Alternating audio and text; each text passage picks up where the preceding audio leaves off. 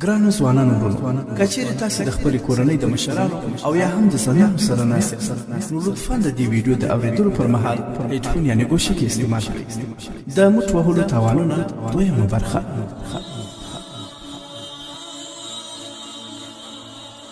ګرانو دوستانو، په نن وخت کې اوس فلمونه کتل، عشقي فلمونه او ډېرې سندرې اورېدل ځوانانو ته د دې لامل جوړ شوی چې ځوانان موټک وهي او خپل صحت په دې مردار عادت خرابوي، خو هر کوم بدني ناروغیانې پیدا کوي. خو نن به په دا دویمه برخه کې دا درته بیان کړو چې الله جل جلاله په خپل مبارک کلام قرآن پاک کې او نبي علیه الصلاة والسلام مبارک په احادیث مبارک کې د دې بد عادت په اړه څه فرمایي او علاج یې څه دی. راځئ چې وایو.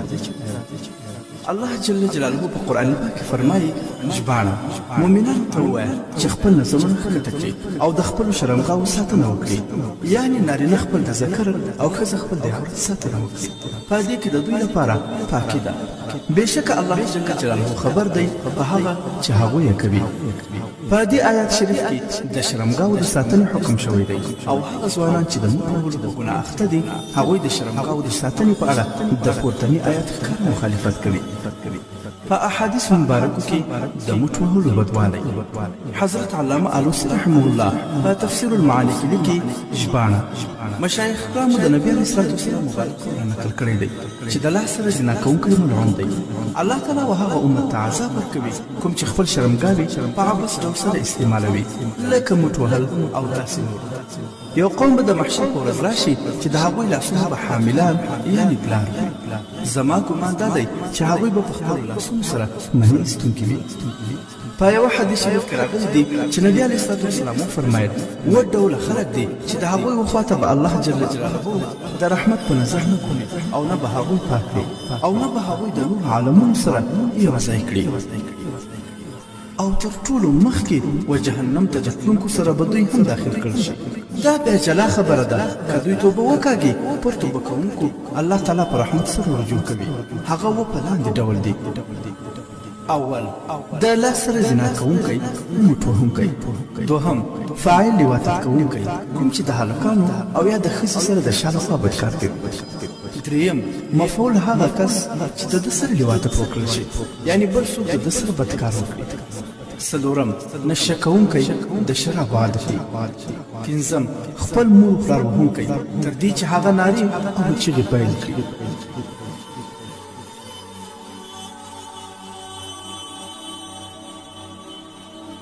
شپږم، خپلو همسایګانو ته ضرر رسوونکی تر دې چې هغوی پر ده باندې لعنت وایي. اووهم، د خپل همسایه د ښځې سره زنا کوونکی. الله جل جلاله دې موږ ترې وساتي. ګرانو ځوانانو ورونو، د دې وژونکي بد عادت څخه چې کومې ناروغۍ پیدا کېږي هغه د همدې موضوع په اوله برخه کې تاسو کتلی شئ، خو یو څه به یې دلته هم درته بیان کړم چې څوک چې مټ وهي حافظه یې خپل ځواک د لاسه ورکوي، هره خبره یې ژر د یاده وځي، ډېر ډارن او بې زړه ځینې جوړ شي، په هره کیسه او هر کار کې شرم محسوسوي، زړه یې نه غواړي چې له کورنۍ او نویو ملګرو سره ټوکې ټکالې، خندا او راشه ورشه وکړي. ذهن یې له شکونو او اندېښنو ډک وي، کوچنۍ خبره ورته ډېره لویه ښکاري، مایوسي یې زیاته شي او د بدن په داخل کې نورې ناروغۍ، د زړه ضربان یې زیات وي، د هاضمې او معدې نظام یې خراب وي، ینه یې ښه کار نه کوي چې له کبله یې بدن ته تازه وینې نه رسېږي، د پښتورګو په ناروغۍ اخته کېږي، مثانه یې کمزوره کېږي، ویښته یې تویېږي، مخ یې زیړ شي او ګونځې پیدا کوي. او بل دا چې د واده کولو وروسته مینه د مټ وهونکي ځوان څخه مطمئنه او خوشحاله نه وي، ځوان ناکامه او ناامیده وي، د کوروالي کولو طاقت نه لري، حالانکه په دې کې د اعلی تناسل هېڅ قصور نه وي، صرف په هغه کې مني نه وي، ځکه چې مني یې په خپل لاس ضایع کړې وي. الله جل جلاله دې زموږ ځوانان ورونه د دې خطرناکې ناروغۍ څخه نور وساتي. آمین. علاج یې څه دی؟ ګرانو ملګرو، هغه کس چې په دې خطرناکې ناروغۍ اخته وي لومړی باید خپل 5 وخته لمونځ په پایبندۍ سره شروع کړي او د قرآن پاک تلاوت شروع کړي. لوس فلمونه کتل، عشقي فلمونه کتل او د ډانسرو رقصونه او مجرمې کتل او سندرې اورېدل پرېږدي، ځکه دا ټول هغه څه دي چې انسان شهوت ته هڅوي او شوق یې پورته کوي. دوهم دا چې ډاکټري علاج یې څه دی؟ ګرانو ملګرو، چې کله موږ تېره ویډیو نشر کړه نو بیا اکثرو دا غوښتنه کوله چې موږ ته خو دې وژونکي عادت یقینا دغسې تاوان کړی دی.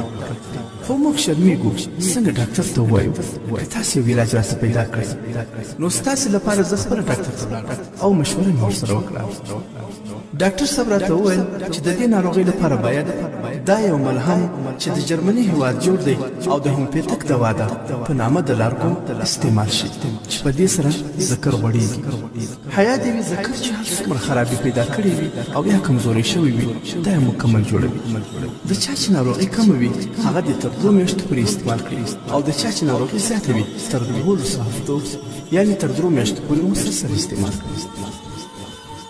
او دوهم دا ګولۍ په نامه د ګوناډیل اف استعمال شي او د بې هدایته او نادیده دوايانو څخه باید مکمل پرهیز وشي.